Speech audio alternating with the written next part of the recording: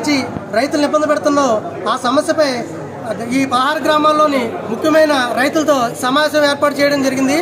దీని ముఖ్య ఉద్దేశం ఏదైతే ఈ రైతులు ఇబ్బందులు పడుతున్నారో ఒక కమిటీ కింద ఫామ్ అయ్యి ప్రభుత్వం దృష్టికి తీసుకెళ్లి హెచ్చుతగ్గులు లేకుండా సమానమైన రేటుని మన రైతులకు అందించే విధంగా చర్యలు చేపట్టే విధంగా ప్రభుత్వం దృష్టికి తీసుకెళ్లాలని ఆశిస్తున్నాం.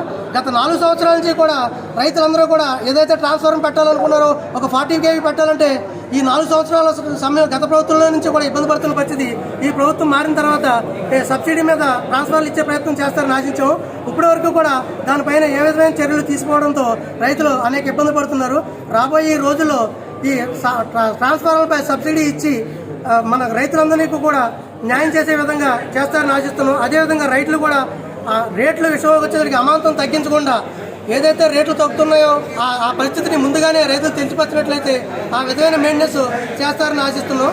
తదుపరి రేపు ఈ వారం రోజుల్లో ఏదైతే ఈ రోజు చినకాపురం గ్రామంలో ఈ రైతులందరూ కలిపి మాట్లాడుకున్నారో రేపు ఈ 4 రోజుల్లో పెద్ద ఎత్తున ఆకివీడు మండలంలోని 16 గ్రామాల్లో రైతులందరినీ ఏకతాటిపై తీసుకొచ్చి ఈ రైతులు పడుతున్న ఇబ్బందులు పడుతున్న సమస్యల్ని ప్రభుత్వం దృష్టికి తీసుకెళ్తారని ఆశిస్తున్నాం.